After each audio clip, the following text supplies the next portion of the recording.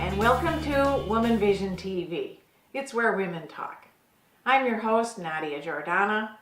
I have two guests today, Connie Anderson, author of When Polio Came Home, and Kathy Hammers, who is one of the people featured in Connie's book. We're going to go on location today to hear their stories. Connie, thanks for coming on the show today. It's so good to have you here. Thank you, Nadia. I am excited to talk about this subject and be interviewed by you. Oh, that's wonderful. Well, Connie, you have just published a book titled When Polio Came Home. I've got my copy right here. I'm sure many viewers have memories of the days when polio was prevalent. What were the incidents that happened in your life and in your family that prompted you to do this book? My cousin Ronnie is a few years older than me. He had polio when he was 5. He's the first story in the book. And every time I'd go visit him when I was down home, we would talk about it. And I thought, you know, I would like to write the story because I think the stories of those people are so fascinating because they overcame, and that's the subtitle of my book, How Ordinary People Overcame Extraordinary Challenges. And his life was pretty good for most of the time until post-polio syndrome struck, which we'll talk about in a bit. And he ended up being really disabled and miserable and facing surgery after surgery. He died when he was 67. Lovely man, and it's my tribute to Ronnie. Oh, that's so great. Well, how and where did you find the other people that you featured in the book? That couldn't have been easy. I could have added another 20 people. I had somebody tell me about somebody to tell me about somebody, and I was connected with the post-polio support group in town. Larry and Nancy gave me a lot of names. They're both in the book, but they gave me a lot of names, connected me to a whole bunch of people, but the word just spread, and I would get a call and someone would say, I hear you're looking for, this is my story. And some say, well, I have nothing wrong. And I said, well, we need those stories too, because we don't want every story to be at the most extent. So a lot of people, only 90% of the people who got polio had no after effects at all. Or maybe minor things, but not paralysis or any of those other things. So. Well, we don't usually know that. All we remember or hear about are the stories of people who've had some worse effects. So it's good to know that a lot of people didn't too. I'm old enough to remember some of the fear, but I came along after there was a vaccine. What was it like for families who, during the height of the epidemic, lived with that fear? There was no vaccination. Surely it changed the way they lived their lives. Well, I grew up on the farm. I walked to country school, and our church was 2 miles from the house. So we were basically isolated anyway. I was 3 miles from Ronnie's house, my cousin. But the people in the city lived with such fear. The mothers were terrified because nobody knew how it spread. And then there got to be an idea to spread through water. So kids weren't allowed to drink out of the faucet, to swim, to be anywhere around water. And so that thing, plus they wouldn't go where there was groups. Summer and early fall when it was warm was the worst contagion. Larry's story talks about every summer the family went away, and the summer of '52 they didn't go up to Grandma's house because Dad was a school teacher, and that's the summer he contracted polio. So it is nobody knew, so it was very fearful. It had to be terrifying for the people. Yeah. How did the virus spread? How prevalent was it, and how did they diagnose it? Well, from what I have read, and I am no expert on polio, is that it came from fecal matter, and that came in the water, and you ingested it by mouth. And it could be within a day or days, up to 20 days, it could be in your system before you had some symptoms. I mean, some people got sick, a whole bunch of people got sick, and only one person, they all had the symptoms, which was a flu-like symptom. So they're thinking I have a flu, So how it was diagnosed as, they did a spinal tap. And when you hear these people as adults talk about having that spinal tap needle, one woman wrote, I'm sure it was at least 2 feet long. Yeah. Because they did this without any anesthesia. And they held these kids down, and they gave them a spinal tap. And I don't remember who wrote, but he said, my mother was looking in the window while they were doing it, and then my mother disappeared because she passed out. She fainted. She could not stand her child being in such misery and being. So then after they diagnose them, then they are quarantined, I think, up almost to a month. And I think there was the understanding that by that time, anything that's in your system is out and you're no longer contagious to the others, and then you're put on a big ward. Was that true? They were no longer contagious, or Well, did they just think that at the time? Well, I mean, one person said his mother put her purse on the floor, and someone said no, because she would have to throw it away. Anything, any toys, they had no idea how it passed, so they were just fearful of, especially in the beginning. My stories go from, you know, from the early 40s until the middle 50s. So there's a long range of knowledge of that, yeah. Yeah, they learned a lot as time went on. Yeah. The March of Dimes was a household word when I was a kid, and Sister Kenny operated right here in Minnesota. Can you talk a little bit about those two organizations? The March of Dimes was started by President Roosevelt after he got polio when he was 39 years old. And they got the idea that a dime is something any kid could donate. So they had all over shopping centers, all over places, unprotected boxes that just stood there and people dropped in dimes.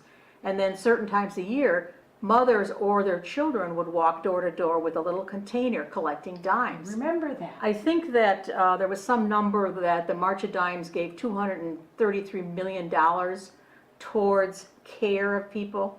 And I don't know if they did research with that money too, but somebody told me that she needed extra care when she got home, and March of Dimes paid for a caretaker to come in. So there was just the most amazing thing to me was that these people were hospitalized for such indefinite, some few days, some weeks, some years. And one of the men says that, you know, his parents are going, oh my God, we're going to have to mortgage our house. What are we going to do? They were so upset. And they were handed a bill, and he said to the administrator who has to pay, we haven't worked this out yet. And she said, sir, read it. And on the bottom it said, paid in full, the Shriners. So the Shriners were as important because they did fundraising. They paid for all kinds of care for children. I had a godson who came from India with polio, and he was taken care of by the Shriners at the hospital here. So it was fascinating that this setup between Gillette as a state-run hospital, and there was no fee to the children there or their parents, to the March of Dimes giving money, and then to Sister Kenny Institute. Now, since this is mostly a women's show, the interesting thing is in 1940, Sister Kenny came to America. Now, here's a woman. Sister Kenny was called Sister because all nurses in Australia were called Sister. So here's a woman, just a nurse, telling male doctors what to do. It did not go over well in Australia till they saw the results. She came here and she went to other places, and finally someone said go to Mayo. And Mayo was listening, and they said go talk to the University of Minnesota. They were interested. The Welfare Board of Minneapolis was interested, and that's why Sister Kenny made her base here, and in 1942 the institute was opened. Yeah, so that's why she is tied to Minnesota, because the doctors here were open to her practices and her success, of course. Oh, that is so great. I remember hearing of her. Well, what finally stopped the spread of this disease? Is it completely gone? And what about the rumors that it could reoccur here in the United States? Well, vaccination came in the 1950s, vaccinations of one kind. First it was a three-set injection, and then the other kind was a polio vaccination, which you took one dosage of a product that stopped it. But there is an issue with it coming back because a lot of people haven't been vaccinated. I was interested to learn that anyone who emigrates to the United States must be up on all their shots, including the polio shot. So a lot of immigrants end up in healthcare, so it's good to know. So anyway, but yeah, it's a wonderful collection of stories of people and the determination. We're almost up. Oh, absolutely. And you must have learned a lot by getting to know the people whose stories you featured in the book. What struck you the most? And tell us a couple. The most interesting thing was that these people have such incredible determination, And almost to a person, they said to me, we wanted nothing more than to be normal. And then the other thing was, they said, I had polio, it's not who I am, it's just part of who I am. And I thought that was a good reminder to all of us about anything. So, yeah, there's a lot of stories of people who are young as not even 1 year old, up to I have a 27-year-old woman who, so all those different kinds of stories, and each one had that same strong spirit. It was quite awesome. Here's the thing that, first off, I discovered as I'm doing my research, that the parents of these children were what we call the greatest generation. Mm-hmm. They, in 30 years, went through World War I, the Spanish flu, which affected a third of the world's population and 28% of Americans, the Great Depression in 29 to the 40s, the Dust Bowl, then polio started to really show itself in 1933 with 5,000 cases, and then World War II. So these were people who had overcome so many things, so they kind of put that on their children. I don't mean put on, but their children live that way. Mm-hmm. We can handle this. We've overcome, we can do this. So I think that is part of what makes this generation of people who had polio so interesting, is that they have that same determination as their parents. Yeah, it was fascinating. So I learned that they were determined. I learned that they wanted nothing more than to be thought of as normal. Mm-hmm. It was interesting. Not a single woman told me any issues of being bullied or left outside of anything, but the men talked about as children being, who do you think you are? You can't play with us. Go on home. You're crippled. Cripple was so commonly used. Yeah. And so many men talked about being crippled, and all they want to do is play ball. Yeah. And they wouldn't even, let them play ball, and the other kids. And one of them talked about once he started to get better, he just became a sports fanatic, and he swam, and he did all these things because he wanted to be normal. Mm-hmm. So what I learned from them is that they knew they had polio, but they all said, that was part of me, but it is not who I am. I happen to have polio. It's not, I'm a polio person, or I'm a victim. There was, I sensed no victim at all. There's a story of a woman who is 27. She had 2 boys, one with a serious illness, a lot of seizures. Her husband was a pilot in the Korean War. Mm-hmm. He was in Korea. She gets polio, ends up in an iron lung, 7 months pregnant. I don't know how they managed. One of the boys dies. The husband comes home from the war for the funeral. She can't go because she's in an iron lung. Mm-hmm. And she said, well, other than that, my life was really good. And I go, okay. That kind of thing. One of my favorite stories, I say that, I have like 100 favorite stories out of the 40. One of my favorite stories is told by a mother. And so after listening to her, and only one other person here asked her mother was still able to answer. She was a little bit senile, but she could remember that time. To me, the mothers were the heroes. They had many children because there was no birth control. They had many children on the floor all over the place. And then they had this child, when he came home from the hospital, needed this therapy, sometimes up to 3 hours a day. Only a couple stories did the dads do therapies, because the dads worked long days. Mm-hmm. So this mother tells about what she had to do to advocate for her son in school, in the neighborhood, and with the doctors. It was unbelievable. And I'm sure Kathy will tell some unbelievable stories about the doctors. But he was at the very end, he'd already had 2 of the vaccinations and got polio before he had the 3rd. So it made it an unusual story. But her advocacy for him, she was telling, and of course, in the 1950s, children had absolutely no rights. They were not told anything. A doctor would come in and all of a sudden they'd realize they're having surgery today. They were never told. They might know because they didn't get fed or whatever. And she said that he was in school and he used braces on both legs. So he's in high school. So his first class is on the 1st floor, so he gets there. Second class is on the 6th floor. In those old schoolhouses, they were tall. Well, he's always late. every day because he's walking with braces up 6 flights of steps. And they marked him tardy every day. And I'm going, I said, you're kidding me. She said, no, you wouldn't believe the stuff they said. So then when she got his report card for his sports, he got a 0 in gym. Because he was extremely strong in his upper body, and he could climb a rope with just that part of his body, not use his legs. But part of the requirements was you had to also do it one time using your legs. Well, he couldn't, so they gave him a 0.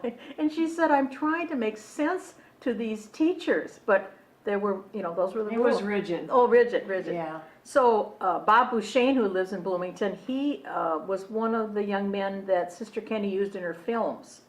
And she'd make these short films and long films because she couldn't be every place. And once her practices became so well known, doctors all over the country wanted to know. So she sent out these movies that were showing. And so there's Alina has an 18-minute video available that's just delightful of her working. And Bob's one of the boys standing right there. And he was even invited to the opening of Sister Kenny in 1942. He thinks he's pretty hot stuff. Yeah, And I guess so. yeah, and Bob was one of the lucky ones. He has just a little soreness in his thumb, Okay. But Kathy, who you're going to be interviewing, I mean, her story is just remarkable, and as are many others. So, starting in the middle 1990s, I believe, some of the people who had been living full and normal lives started feeling some weaknesses in the areas where they had polio. Is that the That's post-polio post-polio syndrome? syndrome. I've just heard that terminology. Yeah, talk us. So here they are thinking, I've overcome this when I was 4 or 6 Yeah. or 8. What the heck? So weakness in their muscles and extreme tiredness, difficulty walking, difficulty doing steps.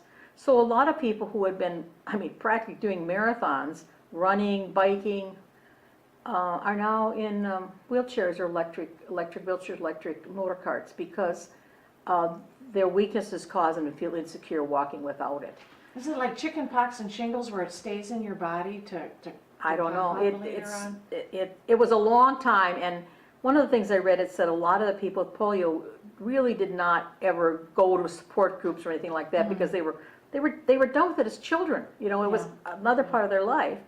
And so they didn't talk to each other, and finally they started reading and sort of gathering information, and that's why there's a polio support group that's run out of Edina, that people get together and visit, who did you use, what did your doctor say? Yeah. Because the doctors today, they weren't alive when polio was existing, and they don't have an experience with it, so. Not at all. Polio, one of the things I think you and I talked about was the reoccurrence of it in the United States, but more so it's the Rotarians have worked very, very hard to eradicate polio through the World Health Association, and they've done so in India, where my godchild was from. But now it's showing its head in Somalia and I think Afghanistan and Pakistan and I think one other country, and because they do not vaccinate their children. Yeah. So again, that's as much as we have world travel today, that's an issue for people. So It is. Well, Connie, in a few minutes, I'm going to be talking to one of the women that was in your book, Kathy Hammers. But before we go, let's find out for the viewers where someone who wants more information can get in touch with you or get a copy of this book. I have to say first, I met a lady the other day who said, she had bought my book someplace, and she said, my brother had polio, and we never talked about it as he was a child. Yeah. And she said, after reading this book, I've been able to have some fantastic conversations with him, because I had no idea as a child when he was a child. So she said it really had brought, my sister said yesterday, she said, I can only read a couple chapters at a time. She said, when I think about this happening to people my age, she said, it's very scary. So the book is available on Amazon, and a website's in my name, just Connie Anderson. There's some statistics and things that people like to know that. For example, 1952 in Richfield, the epidemic was so bad that people literally, when they drove through Richfield, rolled up their windows in summer because they had no idea that it was in the air, whatever. That's the fear. That's the fear. So it was called an epidemic in 1952 because literally there was polio in every one of the 48 states, plus Alaska, Puerto Rico, and I think one other territory. So considering that, in 1933 we had 5,000 cases, and in 1952 we had 59,000 cases in the United States. That's huge. And of those 59,000, almost 3,200 died, and 2,100 had some paralysis. So that was a major, major issue. So. Oh, that's a lot that we don't usually hear about and don't know. Connie, thank you. Thank you, Nadia. For being on the show today. I can't wait to talk to Kathy. Thank you. Kathy, welcome. Thank you for being on the show today. Thank you very much, Nadia. It's good to be here. Well, it's good to have you here, and we were just talking with Connie. Now I want to hear your story. You're one of the people that was featured in Connie's book, When Polio Came Home. Kathy, you've lived your entire life in the shadow of polio. How old were you when it struck? What happened? And tell us about the first few months. I was 13 months old, and we lived on a farm in central Minnesota. And I had just started walking, and my mom said that the night before I was really stricken with it, I walked out to the barn to see my dad for the first time. And then he carried me back into the house. And the next morning when she got me up from my bath, I couldn't stand up. My legs were just flaccid. And I had a fever and that type of thing, and they didn't really know what was wrong. And previous to that, about 2 weeks before that, she had taken me to the doctor in St. Cloud because I had my gums, I couldn't get my teeth through. And so she took me there, and the waiting room was full of sick children, and he lanced my gums for my teeth to come in. And she felt that possibly I got the polio from that office visit. So she took me back to the doctor, and he said, well, he thought I had the flu. And so they waited a few more days, and then I was very, very, very sick. And we didn't have a telephone, but our neighbor across the street did. And so they called, they had heard about Gillette Hospital, and they called down there and got an appointment for that Monday, and they took me down to the hospital, and they put me in right away. And I went into an iron lung, and I was in that for a while because I had the spinal cord injury or type polio, plus the kind where it affects your respiratory tract and that. And so I spent the next 4 years in the hospital. Yeah, it wasn't over just in a few months. No. Your hospital stay dragged on. What was it like over the next several years? Well, I was just a child, and I guess I had a notorious reputation of being a crier, a screamer. And I guess I wasn't very happy there. I don't remember it, a lot of it, but I spent many, many years in that hospital environment and in a crib. And I do remember that my legs were they would just flail out like that, and I had no muscle tone in them after I got out of the lung. And they spent many months just trying to get my legs to be in front of me, and I slept with my feet in shoes on a board. They were nailed onto a board, and then they would tie my legs together with cloths, and I had to sleep that way on my back. Is that partly so that they would grow straight? Exactly, rather than just be all splayed out, and they were trying to get my legs to grow straight out so that eventually I could have crutches and braces. I get it, yeah. And I had surgeries, 3 or 4 surgeries during those real young years. I had some work done on my hip and on my knee and also on my ankle. So I have scars from those surgeries. And then finally, when I was almost 5 years old, I was sent home with braces and crutches. And on the way home, I got car sick. And I cried, and my mom said that I said, I want to go home. And they said, you are going home. No, I want to go to my other home. Oh, so I didn't really even know. It had been so long that, I didn't know. So it was a life-changing experience because, you don't have all of that bonding and stuff with family that you have. That's some of the things that Yeah. you lost by Lost. being there for so long, because so you long. didn't have all that comfort and nurturing. Your parents had to be gone. In fact, you were young, your parents were young. Yeah. They must have been devastated, as other families going through similar trauma at this time. They were very devastated, and they were so worried that other children are going to get this also. Yeah. And there was a neighbor boy that got polio, and he died. He didn't make it.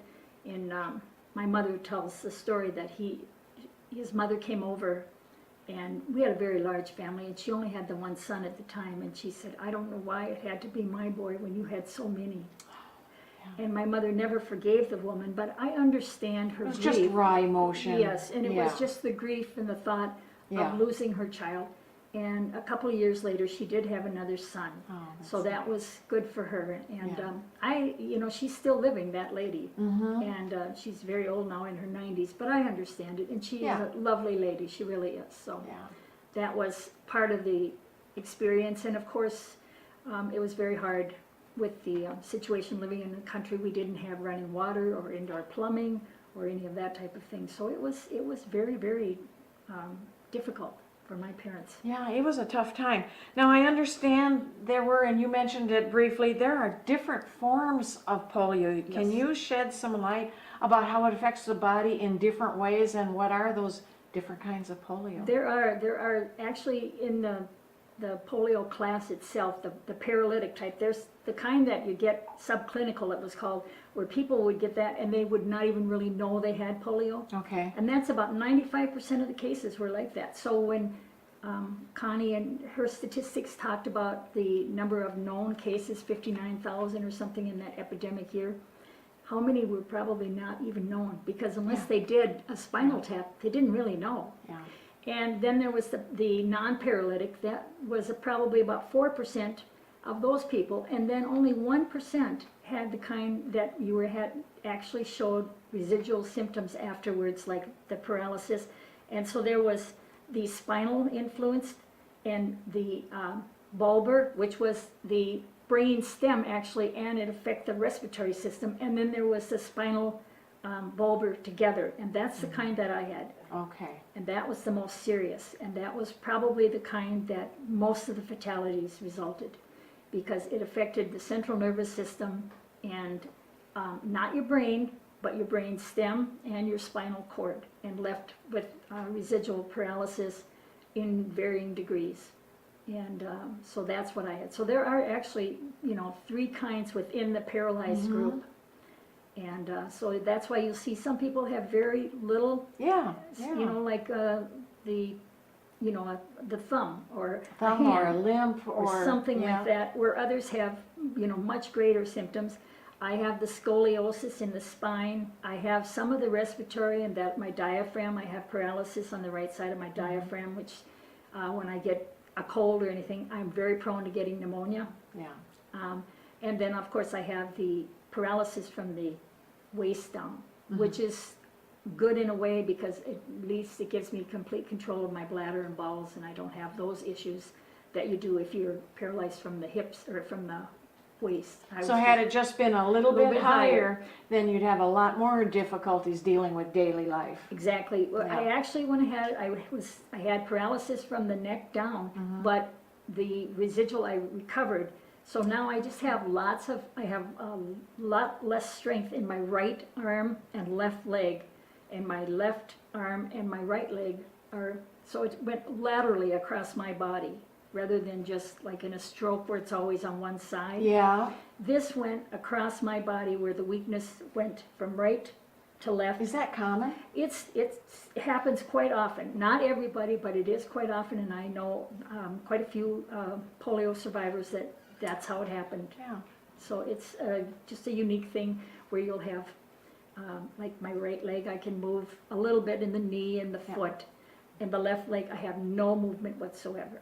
And I have a lot less strength in my right side than I do my left side, as far Unique as my arms. characteristics. Yes. Yeah. Well, until recently, I never heard of this post-polio syndrome. Talk a little bit about that. Okay, post-polio syndrome, it affects only people who have had polio. It does, nobody else has to ever worry about getting it. It's just if you have had polio, and it usually affects only those who had the paralysis. However, there are a few cases of the ones who had the polio who didn't end up with paralysis.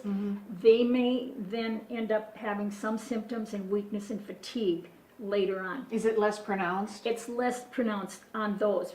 Those of that were affected to a great degree by polio, that were paralyzed, and then recovered a lot of the usage, they're the ones that really noticed the more effect of it. Now, I recovered a lot of my upper body strength, but as post-polio struck me, I found I was getting less and less strong in my upper torso and had a lot of weakness and fatigue in my muscles and some atrophy of the muscle. And that's a real common side effect, is that the muscle just atrophies, and the nerve endings that when the polio struck, it actually would paralyze the neuron that sent the stimulus to the muscle to do a certain thing, like move your finger. Yeah.